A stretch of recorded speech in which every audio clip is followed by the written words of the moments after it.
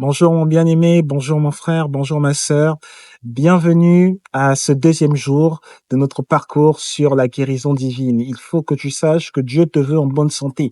J'aimerais que tu saches que Dieu te veut en bonne santé et Dieu veut que cette santé soit conservée. C'est pour cela qu'il t'emmène sur ce parcours de la guérison divine où il a commencé, débuter un traitement qui va se poursuivre, et dans ce traitement qui est un traitement curatif, dans ce traitement curatif, le Seigneur va te mettre d'aplomb et tu vas être d'aplomb, crois-moi, tu vas véritablement être d'aplomb, ton esprit va être d'aplomb, ton âme va être d'aplomb, ton corps va être d'aplomb. Aujourd'hui, alors que le Seigneur a commencé à te donner le pain, ton pain quotidien, le Seigneur t'éclaircit maintenant sur ce que c'est que la nourriture de l'homme.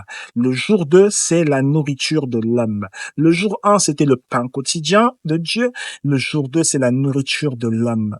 Il est écrit, Jésus reprend ce passage de Deutéronome, il le reprend dans Matthieu 4, verset 4, il est écrit que l'homme ne vivra pas de pain seulement, mais aussi de toute parole qui sort de la bouche de Dieu. L'homme ne vit pas de pain seulement, mais aussi de toute parole qui sort de la bouche de Dieu.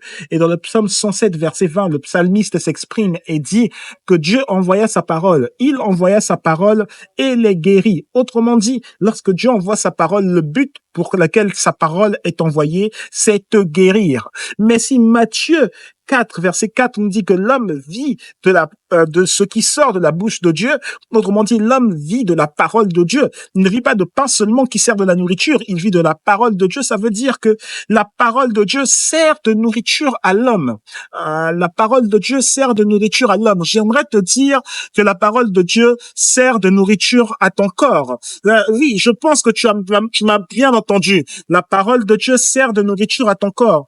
Elle ne sert pas, elle est en trois dimensions. La parole de Dieu sert de nourriture à ton esprit pour transformer ton esprit, mais la parole de Dieu sépare également, elle sépare ton âme, elle sépare les jointures au niveau de ta moelle. La parole de Dieu arrive au niveau de ton âme et la parole de Dieu ressource ton âme. Là où il n'y avait pas de source, là où il n'y avait plus de source, la parole de Dieu se place en termes de ressources pour ton âme. La parole de Dieu intervient également dans ton corps. Comment je le sais? Dans Actes chapitre 3, verset 16, il est écrit que Pierre, qui est avec Jean, accompagné de Jean, son petit frère apôtre, accompagné de Jean, se présente devant le paralytique à la porte du temple. Et le paralytique demande de l'argent. Et Pierre lui répond, Pierre lui dit, je n'ai ni argent, ni or, ni argent. Mais ce que j'ai, je te le donne. Dans le nom de Jésus, au nom de Jésus-Christ, lève-toi et marche. Pierre dit, ce que j'ai, je te le donne. Il dit, au nom de Jésus-Christ, au nom de Jésus-Christ. Il cite le nom de la parole de Dieu. Autrement dit, Pierre lui donne la parole de Dieu. Donc, ce que Pierre déclare, c'est la parole de Dieu.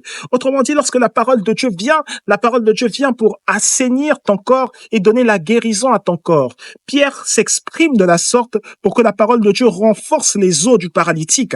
Et au moment où la parole de Dieu renforce les os du paralytique, le paralytique se lève et il marche, alors qu'il ne savait même pas ce que c'était marcher, mais il avait vu les autres, comment est-ce que les autres marchaient, et il était prêt à imiter donc la marche, la démarche que pouvait prendre chacun et chacune. Donc le paralytique se lève, ses os se fortifient alors que la parole de Dieu a été prononcée. C'est la parole de Dieu qui a créé les os. Lorsque Dieu a créé le monde, lorsque Dieu a créé l'être humain, Adam, Dieu a formé le corps de l'homme. Dieu a formé les os du corps de l'homme. Dieu a tous les os du corps de l'homme qui ont été formés par sa parole. Dieu a donné les os à l'homme. Autrement dit, aujourd'hui, les maladies dont tu souffres, s'il y a plusieurs maladies qu'il y avait dans ton corps, s'il y avait des balles qui avaient percé ton corps et qui étaient difficiles à être retirées, Dieu retire ces balles par sa parole. Dieu effectue un miracle créateur dans ton corps. Aujourd'hui, ça se passe au moment où tu écoutes le son de la parole de Dieu qui est adressée par ma bouche.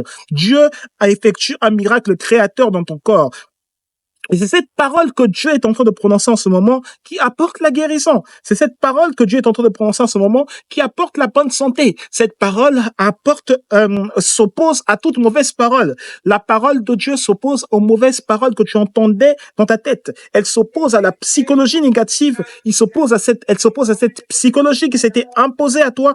Elle s'oppose à la déception. Il y en a beaucoup parmi vous qui voient souvent des images de déception. Vous êtes déçus par différentes personnes, déçus déçu par les hommes, déçu par les médecins. C'est pour ça que vous vous tournez vers Dieu. Déçu même par des charlatans que vous avez consultés. La parole de Dieu s'oppose maintenant à la déception. Commence à écouter maintenant les bonnes paroles que Dieu est en train de mettre en toi. Commence à écouter les bonnes paroles que Dieu fait résonner en toi. Ces bonnes paroles s'opposent aux déceptions que le diable est en train de t'envoyer. Ce qui était à ton désavantage, ce qui n'était pas à ton avantage, aujourd'hui, maintenant, passe à ton avantage. Il y a un retournement de tendance, un retournement de situation, un renversement de tendance, un renversement de situation à cause de la parole de Dieu. Tu es béni, que la grâce du Seigneur soit sur toi.